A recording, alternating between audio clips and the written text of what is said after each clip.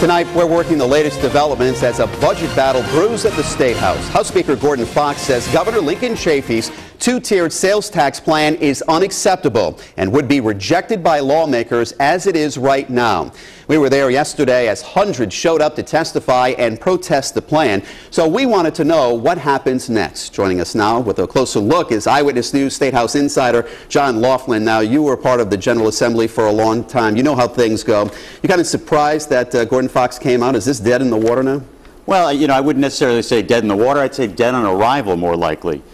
This General Assembly, and this House in particular, has certainly shown no appetite for raising taxes given the economic hardship our state's experiencing. But you have to remember that the rank-and-file state representatives and state senators have to stand for re-election next year. The governor has a 4-year term, so these reps will have to face a very angry electorate right around the corner. That in and of itself is enough reason to listen to the outpouring of opposition to the tax increases contained in this budget. You get a lot of people to say that the Speaker of the House is the most powerful person in the state. For a statement like this, would he have done that if Chafee was a Democrat? I'm not sure he would have. I mean, typically that's the unprecedented part of this story is, you know, I can't remember a speaker coming out this strongly against a governor's budget this early in the process. Now, typically, the House will, by and large, accept the governor's budget and make the changes they deem appropriate. But for the Speaker of the House to come out this strongly against the budget about a month or so after it's been introduced, that's got to have the Chafee administration on its heels right about now. You know, in fairness, I think that Speaker Fox wanted to have at least one hearing on the tax increase articles before making this public pronouncement.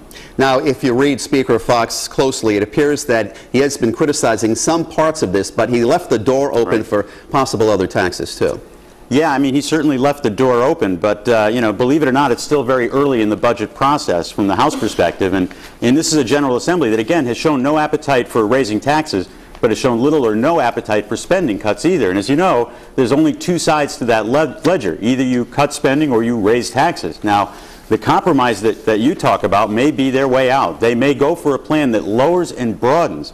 In other words, dropping the rate, but including more items. But what people need to always keep in mind is if the end result is more money coming into state coffers, then, you know, it's a tax increase. What's the old saying? You can't fight City Hall, but maybe you can fight the State House of what has happened yesterday. Yeah, and that was unusual, and it does have an impact to see that many people flood the State House, virtually all on the same side of an issue. But, you know, at the end of the day, it's not the hundreds that show up to a committee hearing. It's the 14,000 in the case of a state representative, or 28,000 in the case of a state senator who called that particular legislative district home.